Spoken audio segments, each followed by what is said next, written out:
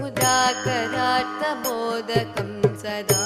मुक्तिसाधकं कलाधरावतं सकं विलासिलोकरक्षकम् मुदाकरार्थमोदकं सदा मुक्तिसाधकं कलाधरावतं सकं विलासिलोकरक्षकम् अनायकैकनायकं विलासिते वदैत्यकं नताशुभाशुनाशकं नमामि तं विनायकम् नमामि तं विनायकम्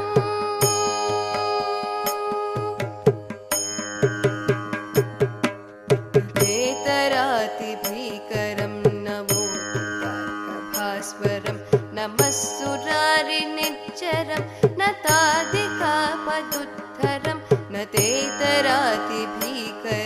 नमो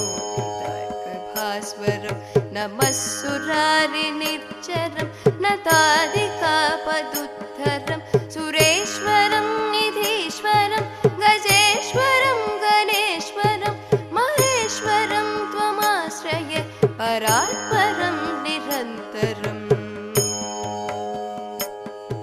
परात्परं निरन्तरम्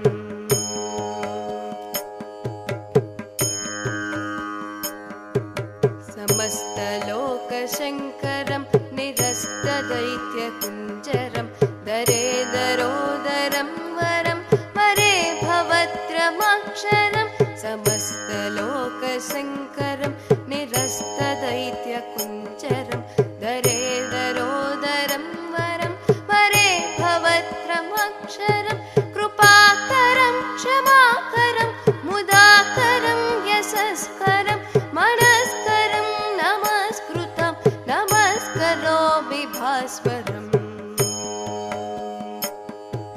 नमस्करोमि भास्वरम्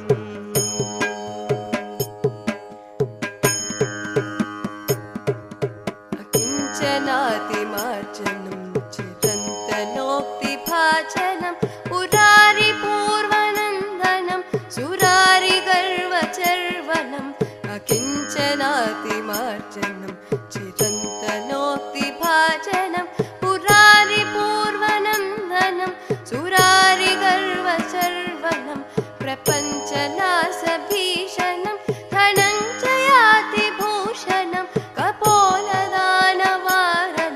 भजे पुराणवारणम् भजे पुराणवारणम्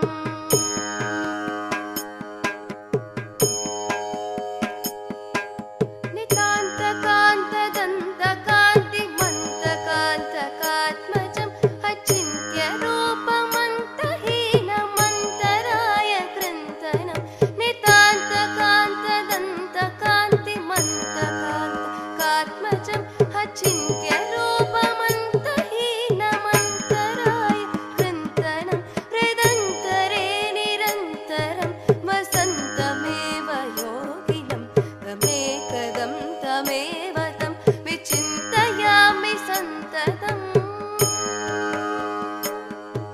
विचिन्तयामि सन्ततम् विचिन्तयामि सन्ततम्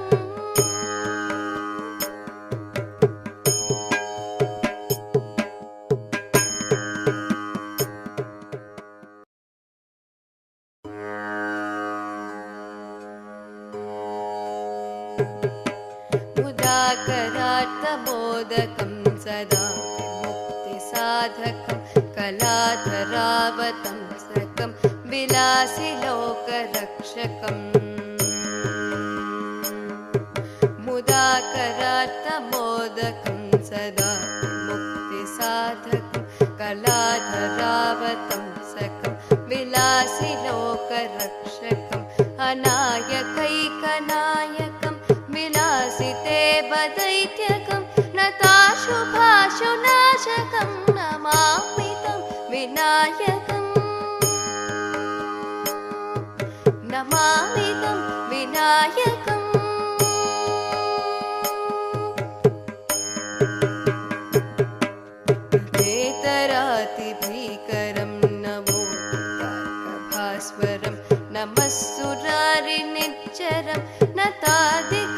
पदुत्थरं न तेतरातिभीकरं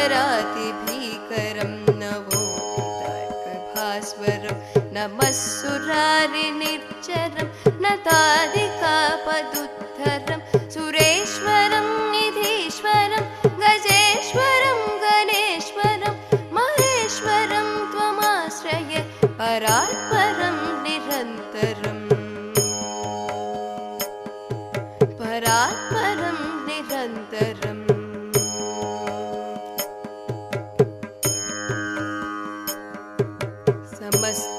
समस्तलोकशङ्करं निरस्तदैत्यकुञ्जरं दरेदरोदरं वरं वरे भवत्रमक्षरं समस्तलोकशङ्करं निरस्तदैत्यकुञ्जरं दरेदरोदरं वरं वरे भवत्रमक्षरं कृपाकरं क्षमाकरं मुदाकरं यशस्करं मनस्करं नमस्कृतं नमस्करोमि भास्वरम् नमस्करोमि भास्वरम्